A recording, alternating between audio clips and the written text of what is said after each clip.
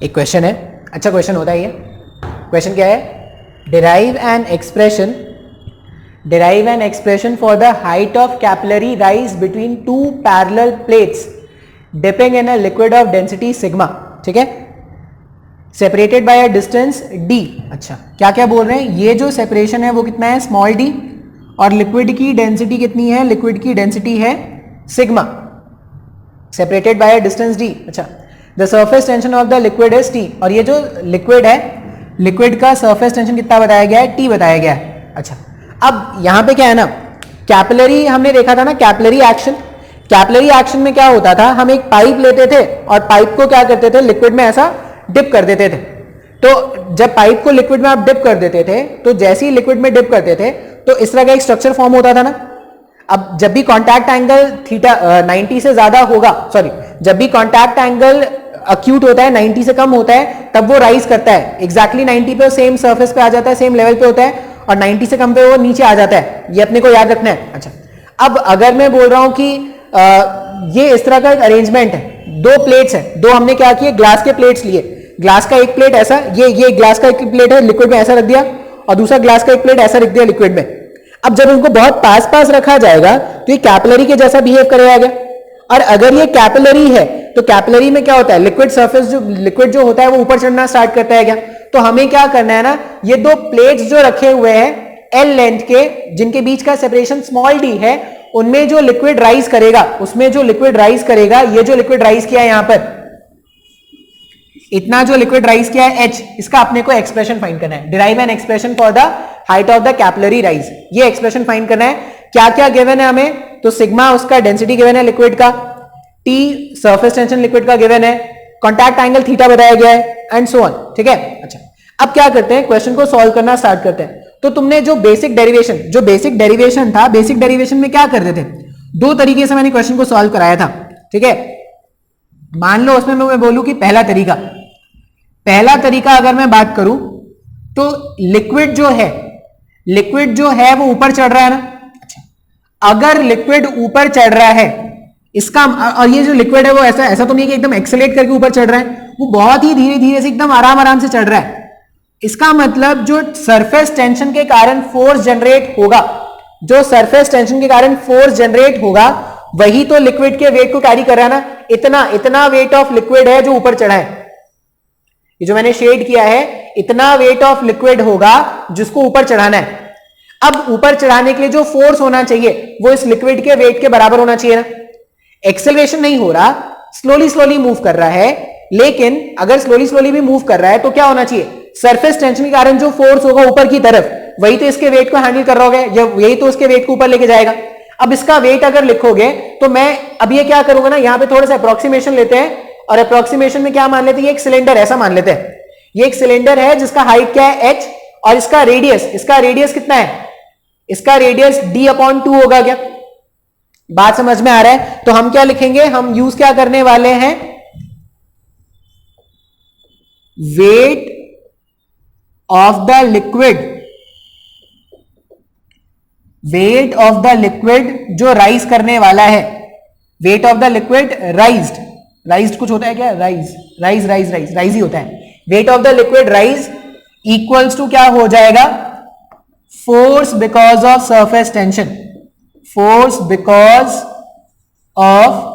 Surface tension, ये जो surface tension के कारण जो फोर्स जनरेट होता था, वही तो लिक्विड को ऊपर लेके जा रहा है ना। अच्छा, कितना वेट है लिक्विड का? कितना वेट हो गया? तो वेट को क्या लिखते हैं? वॉल्यूम इंटू डेंसिटी इंटू जी। वॉल्यूम अगर आप लिखोगे तो पाई, रेडियस का स्क्वायर यहां पर क्या हो जाएगा?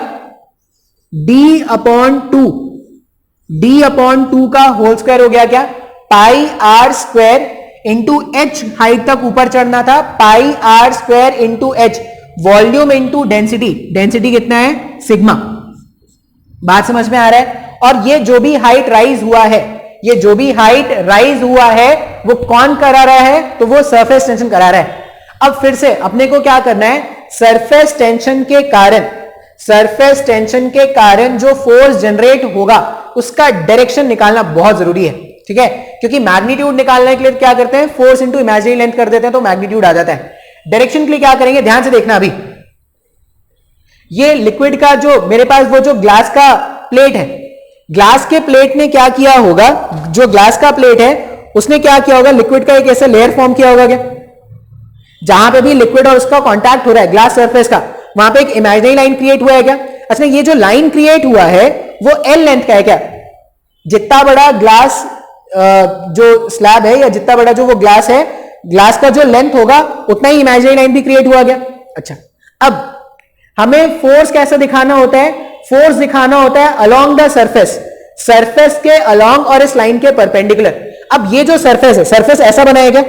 देखो इन दोनों के बीच में जो सरफेस है, सरफेस ऐसा बना है, ये लाइन ऐसा है, तो जो फोर्स अपन दिखाएंगे वो इसके परपेंडिकुलर, इसके परपेंडिकुलर ऐसे ऐसे होंगे ना, इसके परपेंडिकुलर ऐसे ऐसे होंगे, और अलोंग द सरफेस, सरफेस ऐसा था, लाइन के परपेंडिकुलर फोर्स ऐसा ऐसा जाएगा क्या? हमने क्या बोला, जो मेरे पास डायग्राम है उस हिसाब से सोचो। ये जो सरफेस है तो एक ऐसा ऐसा पूरा सिलेंड्रिकल सरफेस बन रहा है ना, यहां से स्टार्ट होकर यहां तक पूरा एक ऐसा सिलेंड्रिकल सरफेस बन रहा है। अब ये जो सिलेंड्रिकल सरफेस है तो फोर्स को मुझे अलोंग द सरफेस दिखाना है, और वो जो इमेजिनरी लाइन था उसके परपेंडिकुलर दिखाना है, तो इमेजिनरी लाइन से परपेंडिकुलर दिखा रहे हैं और अलोंग द सरफेस इस तरह से दिखाएंगे क्या? सर मेरे को कुछ भी नहीं समझ में आ रहा है। अच्छा, नहीं समझ में आ, सिर्फ इंपॉर्टेंट क्या है, जो सरफेस टेंशन के कारण जो फोर्स जनरेट होगा उसका डायरेक्शन देखना। डायरेक्शन के लिए हमेशा याद रखना है अलोंग द सरफेस देखना होता है और perpendicular to the contact line, जो भी कॉन्टैक्ट लाइन बनेगा उसके परपेंडिकुलर। तो अगर देखोगे तो सरफेस एक सिलेंड्रिकल शेप का ऐसा सरफेस फॉर्म हो रहा है, अपने को दिख इतना रहा है ना, लेकिन पीछे भी पूरा ऐसा है क्या? अपने को ये दिख रहा है लेकिन ये पूरा पीछे ऐसे एक्सटेंड हो रहा है। अब जब आप फोर्स दिखाओगे तो फोर्स ऐसे ऐसे दिखाएंगे ना। अच्छा, जितना फोर्स इस साइड जनरेट होगा उतना ही फोर्स इस साइड भी जनरेट होगा, मतलब जैसा फोर्स यहां पे जनरेट हो रहा है वैसे ही फोर्स यहां पे भी जनरेट होगा। यहां पे अगर तुम फोर्स का मैग्नीट्यूड लिखोगे ना तो देखो फोर्स को क्या लिखेंगे, ये जो फोर्स है फोर्स को सरफेस टेंशन इंटू एल लिखेंगे क्या? जो फोर्स है फोर्स को क्या लिखेंगे, यहां से यहां तक का लेंथ एल है और surface tension T into imaginary length, यही तो सरफेस टेंशन होता है, तो टी इंटू एल। अब इस फोर्स के अगर जब मैं कॉम्पोनेंट्स बनाऊंगा, इस फोर्स के अगर मैं कॉम्पोनेंट्स बनाऊंगा तो ये एंगल थीटा, तो यहां पे टी कॉस थीटा आ गया और यहां पर टी साइन थीटा आ जाएगा। उसी तरह यहां पर क्या आ जाएगा, टी कॉस थीटा, और यहां पर क्या आ जाएगा, टी साइन थीटा। अब ऊपर के डायरेक्शन में जो वेट, ऊपर के डायरेक्शन में जो फोर्स है उसने तो वेट को ऊपर ले गया होगा क्या? इसका मतलब क्या होगा, ये जो वेट है वो 2t cos थीटा, अच्छा फोर्स में एक एल भी मल्टीप्लाई होगा, सॉरी, तो 2tl cos थीटा के बराबर है क्या? tl cos थीटा, ये tl और ये tl cos थीटा। अच्छा, ये tl sin थीटा कैंसिल हो जाएंगे भाई, डायग्राम में इक्वल ऑपोजिट है, तो 2tl cos theta, 2tl cos theta जो है वो पाई d बाई 2 स्क्वायर h रो इसके इक्वल बन रहा है क्या हमारे पास, हाँ या ना? अच्छा, अब अगर मैं यहां से, मैंने सही लिखा है ना, फोर्स जो होगा 2tl cos थीटा, ये बिल्कुल सही है, इसका रेडियस मेरे पास आ गया d/2, इसका रेडियस मेरे पास d/2 है, ये भी सही है। cos थीटा भी मेरे पास है, तो यहां से अगर मैं h कैलकुलेट करूं, h कैलकुलेट करने के लिए मेरे पास पाई का टर्म मेरे को नहीं चाहिए था, पाई का टर्म मैंने कैसे ले आया, पाई गायब करना है मेरे को, पाई गायब करना है, पाई गायब करना है, पाई गायब करना है, पाई कैसे गायब होगा? यहां पे थोड़ा सा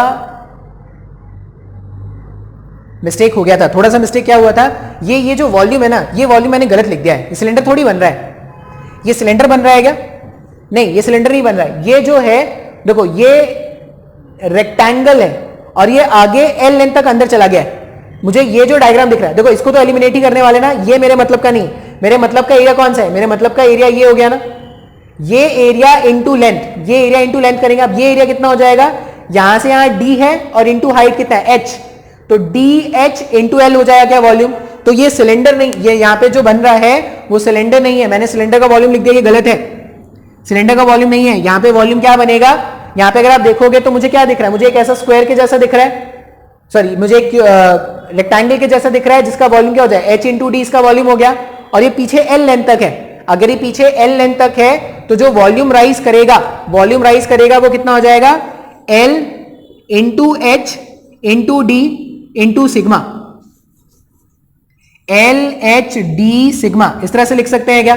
अब यहां से एल से एल कैंसल आउट हो सकता है, तो एच का और एक टर्म आ जाएगा जी, मुझे वेट लिखना था तो जी भी आ जाएगा, तो यहां पे क्या आ जाएगा, एच का जो वैल्यू है वो हो जाएगा 2 cos थीटा अपॉन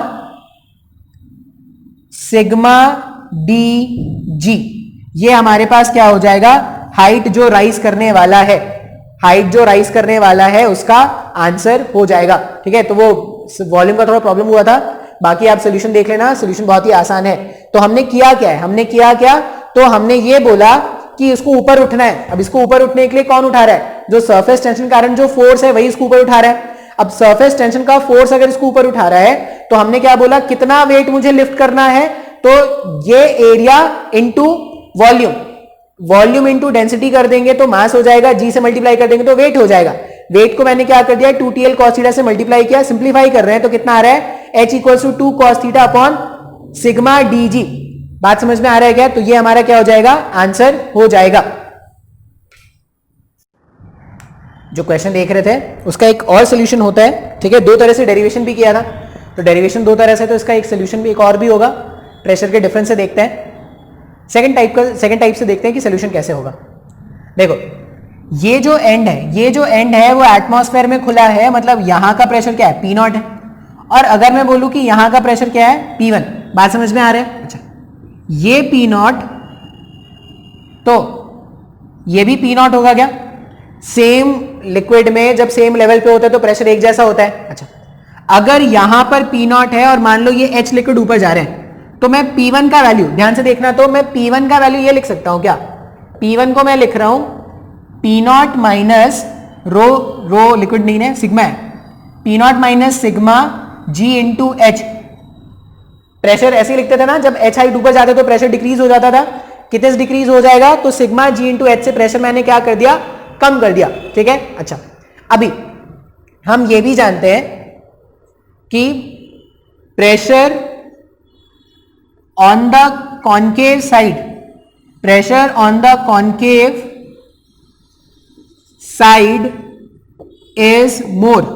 हम ये भी जानते हैं क्या, कॉन्केव साइड का प्रेशर जो होता है वो ज्यादा होता है, और पी एक्सेस का जो फॉर्मूला है, अभी हमने देखा था पी एक्सेस का फॉर्मूला क्या होता है, पी एक्सेस का फॉर्मूला होता है T upon R1 plus T upon R2। ये फॉर्मूला देखा था क्या, जहां पर R1 R2 क्या होंगे, रेडियस ऑफ कर्वेचर्स होंगे दो परपेंडिकुलर कर्व्स के।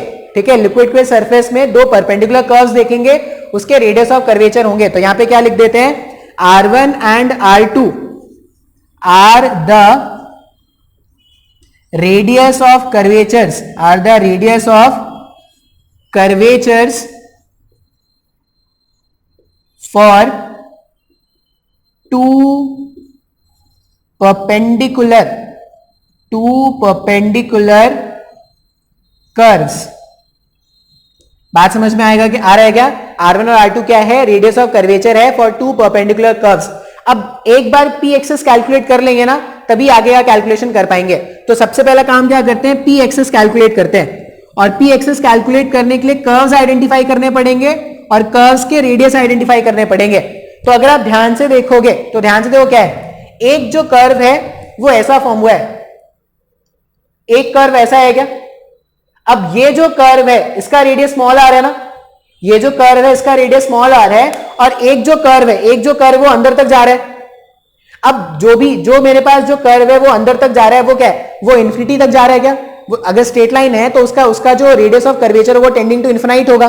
तो यहां पे अपन क्या लिखेंगे, R1 जो है इस वाले क्वेश्चन के हिसाब से R1 जो है वो स्मॉल r के बराबर है, और R2 जो है वो क्या है, वो टेंडिंग टू इंफिनिटी है। R2 अगर टेंडिंग टू इंफिनिटी है तो P एक्सेस का सिंपल सा जो फॉर्मूला आएगा हमारे पास, P एक्सेस हमारे पास क्या आने वाला है, ये सब थोड़े अच्छे क्वेश्चन होते हैं, पैटर्न याद रख लेना कि पैटर्न क्या है। एक बार पैटर्न याद रख लोगे तो इतना मुश्किल नहीं होगा आपको। P एक्सेस को हम क्या लिखेंगे, T अपॉन R1 का मतलब small r divided by infinity, anything in divided by infinity क्या होने वाला है, जीरो होने वाला है। तो P एक्सेस मेरे पास सिंप्लीफाई करने पे कितना आ रहा है, T अपॉन R। अब r तो जो कर्वेचर है उसका रेडियस है, और r सीरियसली अपने को नहीं पता। अपने को क्या पता है? अपने को ये जो डिस्टेंस है ना इन दोनों प्लेट्स के बीच का, इन दोनों प्लेट्स के बीच का डिस्टेंस है वो d है ना। मैं इस वाले ट्राइंगल से, इसको जो मैंने अलग बनाया है, इस वाले ट्राइंगल से मैं क्या कर सकता हूं, स्मॉल r और d/2 में रिलेशन ला सकते हैं क्या? हम उस वाले ट्राइंगल में क्या लिख सकते हैं? हम अगर उस वाले ट्राइंगल को देखेंगे ना ध्यान से, तो cos थीटा जो है, cos थीटा कितना आ रहा है हमारे पास? cos थीटा हमारे पास बेस अपॉन हाइपोटेनस, ऐसा कुछ आ गया क्या? इसका मतलब जो स्मॉल r है उसको हम क्या लिख सकते हैं? स्मॉल r के प्लेस में ऐसा लिख दो, small r is d upon 2 times of cos theta. अब स्मॉल r का वैल्यू अगर मैं सब्स्टिट्यूट कर दूं तो p एक्सेस जो हमारे पास आ रहा है वो कितना आ रहा है? p एक्सेस आ जाएगा t डिवाइडेड बाई d, और ये 2 cos थीटा, ये p एक्सेस आ गया क्या? एक बार p एक्सेस आ गया तो आगे का कैलकुलेशन बहुत ही आसान है। आगे का कैलकुलेशन बस वहां पे p0 p1 से यूज करेंगे, सिंप्लीफाई करेंगे, आंसर आएगा। ध्यान से देखना कैसे कर देंगे। जो भी बेसिक्स मैंने बताया है ना उसी को यूज करके क्या कर रहे हैं? डेरिवेशन कर रहे हैं। देखो मैंने ये स्टेटमेंट लिखा था ना, P1 equals to P0 minus rho ji H, P1 का वैल्यू मैंने लिख दिया। अच्छा, यहां पर P1 है और यहां पर P0 है, ये मेरा कॉन्केव एंड हो गया और ये मेरा कॉन्वेक्स एंड हो गया क्या? तो फ्रॉम द डायग्राम हम क्या लिखेंगे? फ्रॉम द डायग्राम, वो जो डायग्राम है उस डायग्राम को देख के हम क्या लिख रहे हैं? P एक्सेस जो है वो एक्चुअल में P0 माइनस P1 है क्या? P एक्सेस का वैल्यू हमने फाइंड किया तो कितना आया था? 2t cos theta upon d, ये P एक्सेस आया था। P0 माइनस P1 का वैल्यू कितना है? तो P1 का वैल्यू अगर आप सब्स्टिट्यूट करोगे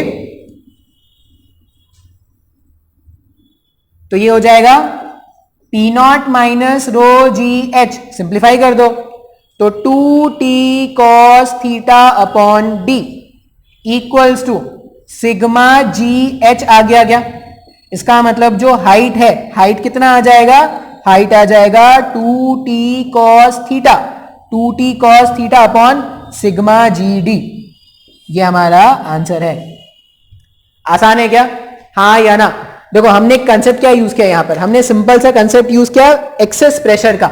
अब सबसे पहले तो जो भी प्रेशर आपको दिख रहा है ना, जो भी एटमॉस्फेयर में खुला है वहां पे तो एटमॉस्फेरिक प्रेशर है, यहां पे भी P0 है, यहां पे भी P0 है, P0 जहां जहां P0 था मैंने मेंशन कर दिया, ठीक है।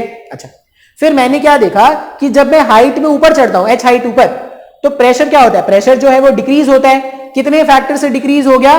तो डेंसिटी इंटू जी इंटू एच के फैक्टर से डिक्रीज हो गया। मतलब ये जो P1 वाला पॉइंट है उसका प्रेशर कितना है? P0 माइनस रो जी एच, ठीक है। अब यहां पर P0 है, यहां पर P1 है, तो एक्सेस प्रेशर कैलकुलेट कर सकते हैं क्या? एक्सेस प्रेशर क्या हो जाएगा? P0 माइनस P1 हो जाएगा। हम अपने बेसिक नॉलेज से जानते हैं कि जो भी कॉन्केव एंड होता है उसका प्रेशर क्या होता है? ज्यादा होता है। तो P एक्सेस मैंने कैसे कैलकुलेट किया? P0 minus P1। अब P0 माइनस P1 जब मैंने सिंप्लीफाई किया तो सिग्मा जी एच आ रहा है क्या? और P एक्सेस तो मैंने अलग से कैलकुलेट करके रखा था। P एक्सेस कैलकुलेट करने का एक और फॉर्मूला क्या है?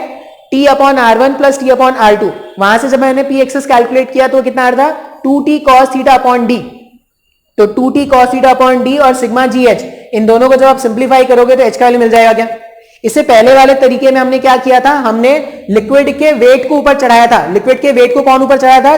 टेंशन, सरफेस टेंशन के कारण जो फोर्स होता उसका जो कंपोनेंट ऊपर की तरफ आ रहा था वो लिक्विड को राइज करा रहा था। इसमें मैंने क्या किया? एक्सेस प्रेशर के हेल्प से क्या किया? क्वेश्चन को सॉल्व किया है।